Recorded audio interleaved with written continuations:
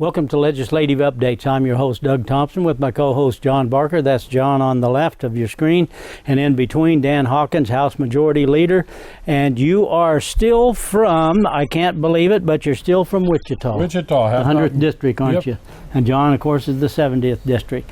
And first off, thank you guys. I know you worked till 2, 3 in the morning. And last night, this is Friday as we're filming today. And we thought this might be the last one for the year, but it won't be. It'll be about another month from now. Right. And you guys worked till, like I said, 2, 3 in the morning, and so you've had quite a load. So, John, fill us in. Well, picture's worth 1,000 words. This is what we worked on this week. These are all conference committees. Of course, I was not there Monday, the first day of veto. I was with you, Doug.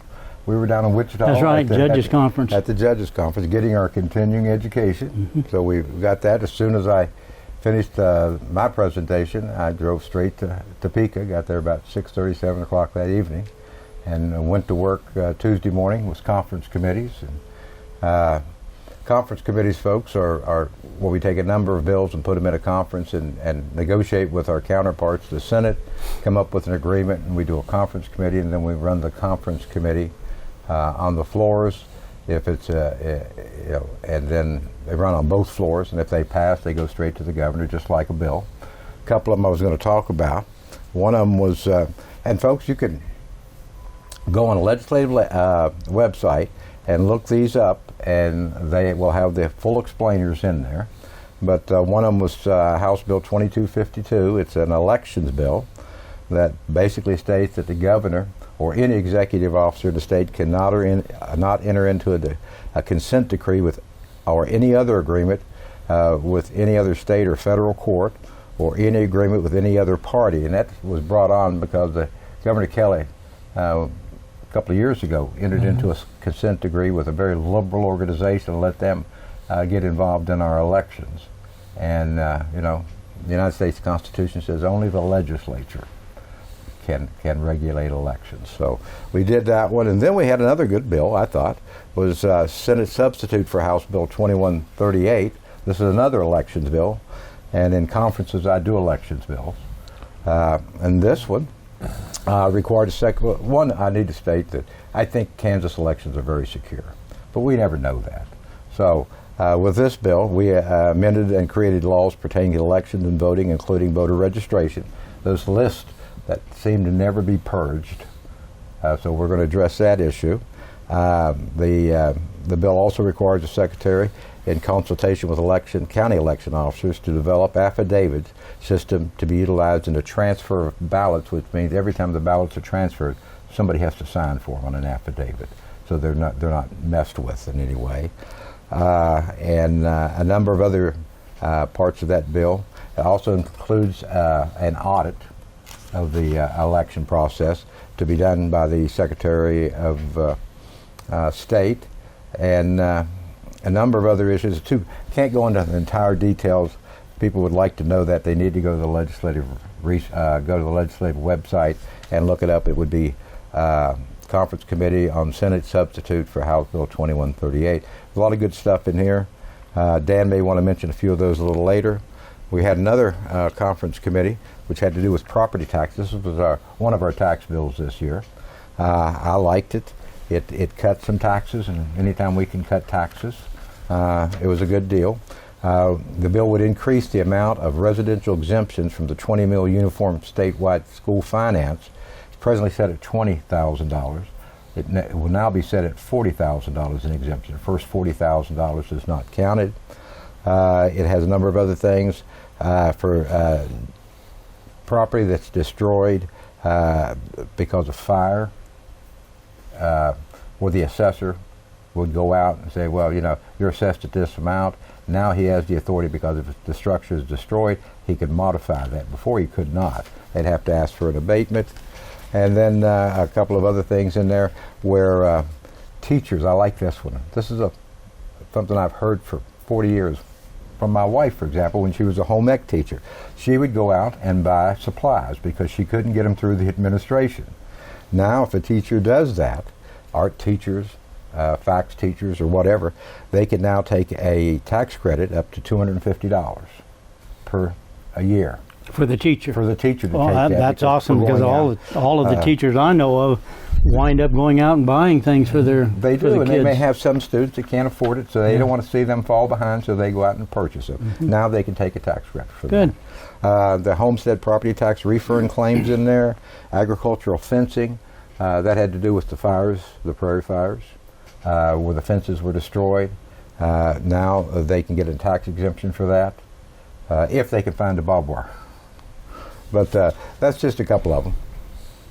But other than that, we've got a few more. The stock grows bigger every day. All right, we're going to come right back after this break, and you're watching Legislative Updates. We'll be right back. Welcome back to Legislative Updates. I'm your host, Doug Thompson, with my co-host, John Barker. On the left of the screen, in between, Dan Hawkins, House Majority Leader and from the 100th District in Wichita. And I know, Dan, that you had already told me when you came, you said, man, I'm tired. We worked until early morning. Yesterday was a big day. Anytime you're hitting the last day of veto, we have lots of things to get done, and we just keep going until we get done.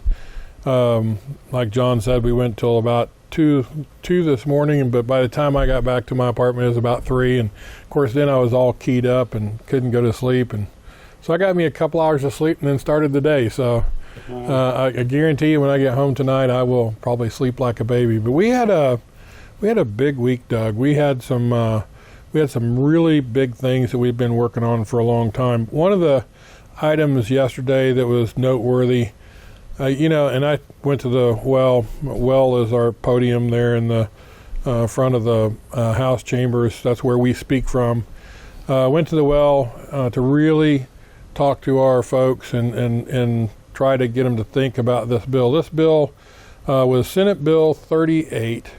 And what it does is it makes it to where government entities can no longer mandate masks. It also does not allow them to mandate that you have to have a vaccine passport, that you have to get vaccines. All those things that we were required to do back during the heart of COVID, no longer can they do those to us. And I actually told our folks, started it out with the fact that kind of give them a history of where we started back in 2020 in the early April area, where mask mandates came. A lot of people were upset about that. I didn't like to wear a mask. I hated wearing that mask. And then of course businesses were shut down. That really destroyed our economy at that time. And then came the vaccines. They were required to get a vaccine. I tried to portray to our folks just how we felt at that time, because I wanted them to remember exactly how we felt having the government mandate all these things. The end result was we passed that bill. It was one of those bills that probably, I said to them, our bills are never all perfect. There's always something wrong with a bill. I mean, to get an absolutely perfect bill with no errors in it or anything is pretty tough. And that bill had some problems with it that we found, but it still allowed us to make sure that government entities cannot mandate that we do those things, that we have to wear a mask or we have to get vaccines. So for many of our folks, that was a very important bill. The having our liberties infringed is just not something that we want to put up with. So we spent quite a bit of time on that. We did pass it. It went to the Senate. The Senate likewise had a pretty tough time passing it, but we got it done. I think they did it with a 2-vote margin, and we did it with a 1-vote margin. So we finished that up. The other thing yesterday that took up quite a bit of time, and this is poor John Barker. We did the sports wagering bill in our 3rd time to have that on the floor of the House. And any time you get into any type of gaming, it's going to be contentious. You're going to have folks that don't like gaming. You're going to have folks that do like gaming. But truly, we're surrounded by states that have sports wagering. Our folks are going to other states. Like if you live in Kansas City, people will drive to Iowa just to get on their phone and place a sports wager. And so we passed that in actually pretty fine fashion. I think we had 73 votes. The Senate was a little bit tougher. They just got 21, which is their minimum to be able to pass a bill. So it passed. It's going to go on to the governor. The governor will sign it pretty quickly. They're ready for it.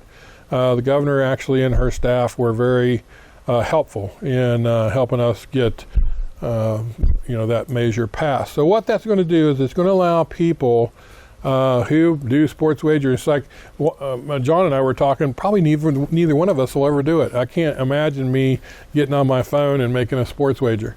But there are a lot of people that do that. It's going to allow you to do that. You'll be able to either go to a casino. The 4 casinos here in Kansas will have sports wagering rooms. They'll probably even have maybe kiosks in a certain part of the casinos. But really, the main thing is going to be using your phone with an app. Each of the casinos will have 3 apps. They call it skins, but it's really just an app that you can use to make your wagers on sports.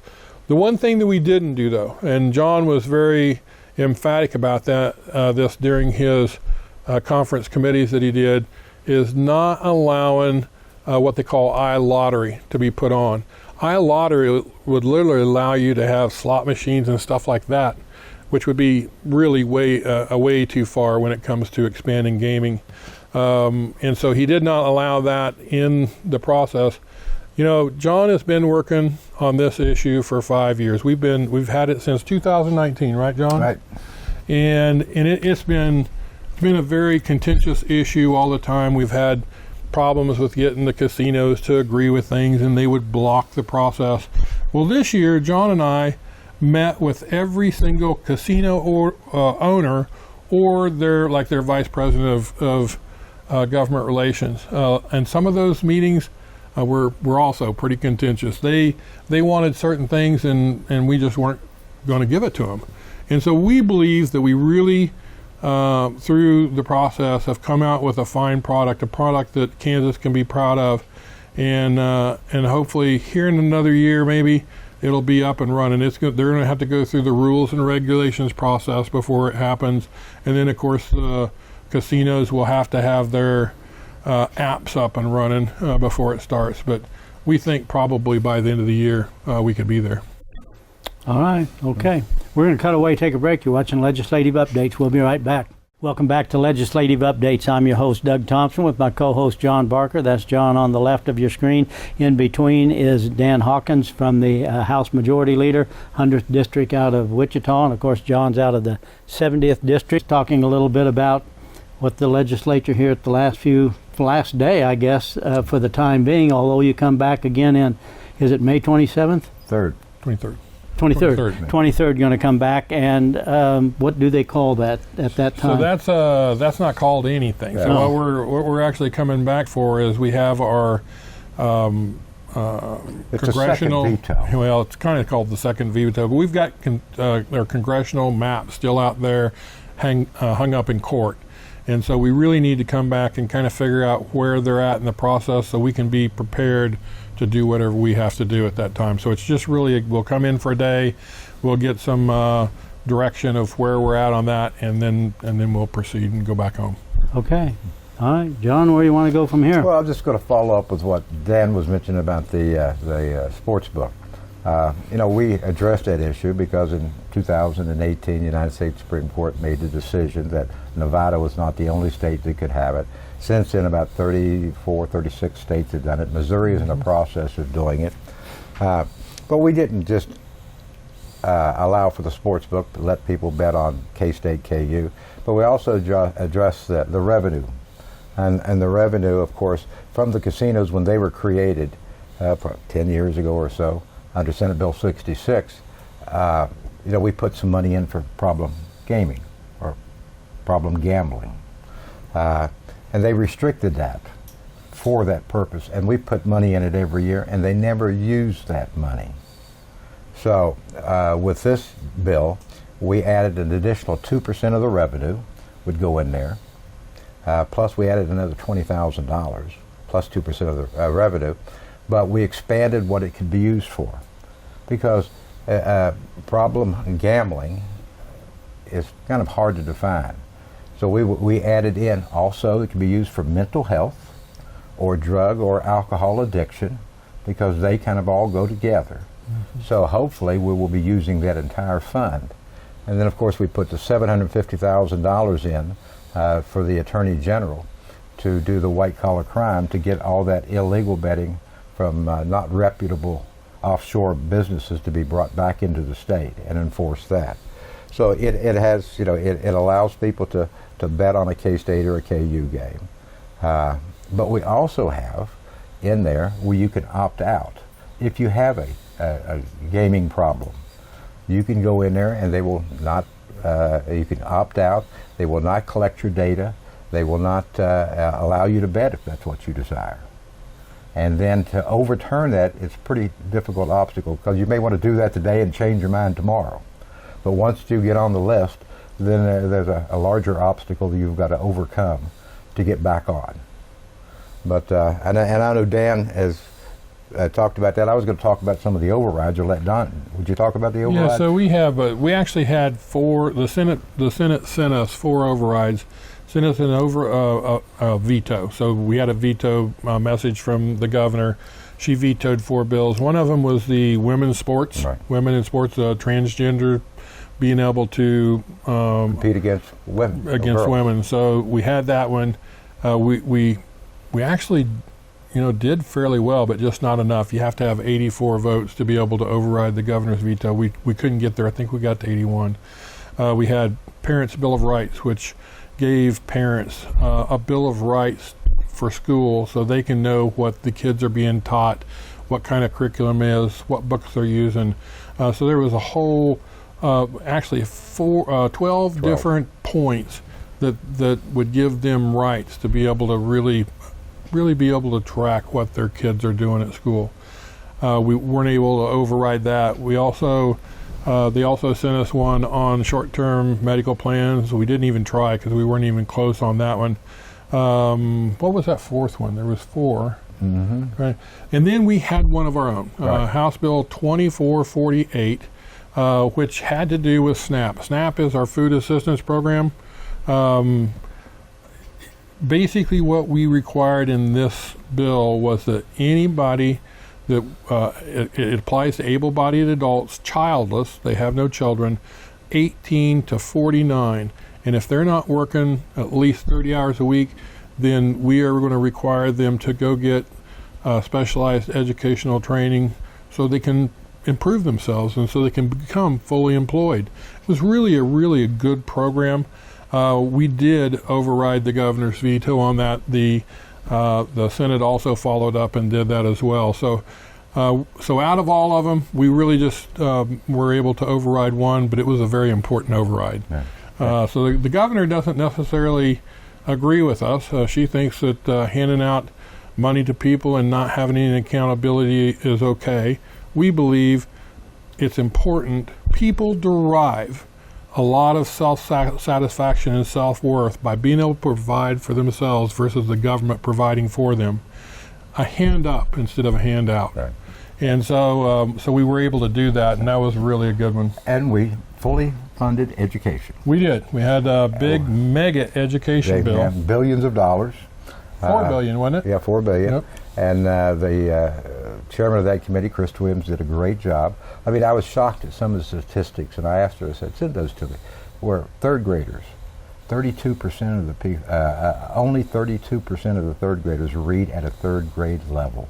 So we put some policy in there that, and we put additional money, more than the governor asked for education, but we wanted to target that population and get them up to the 3rd grade level. 7th grade math was the same. They were way below. So I realized the KNEA, the teachers union, didn't like it because we're telling them, but we want them to use a method that has been proven, not something new. Just get them up to that level, that grade level. So we gave them more money than the governor asked for. And it does comply with the Supreme Court decision. Okay. All right. We're going to cut away, take a break. You're watching Legislative Updates. We'll be right back. Welcome back to our final segment of Legislative Updates for this show. And first off, Dan, thank you for coming in. I know you're headed to Wichita. You worked 2 2, 3 in the morning, and same with John. And thank you guys for stopping in to share this information. And it'll be on the screen, the contact information for each of these gentlemen. And there's a lot going on, and I know you go back on the 23rd of May. And that is that called like a second veto? Well, in this year it's a second veto, and then we still will have to get to sine die. Sine die is the last official day of the legislative session, and so that will come after May 23rd sometime, probably somewhere around the 1st of June. And any legislation we pass the last few days, we'll have an opportunity to veto that during that second veto session. All right. Well, you guys got a lot on the plate. You're going to be going half the year here or more. All right. Thanks for watching. See you next time for legislative updates.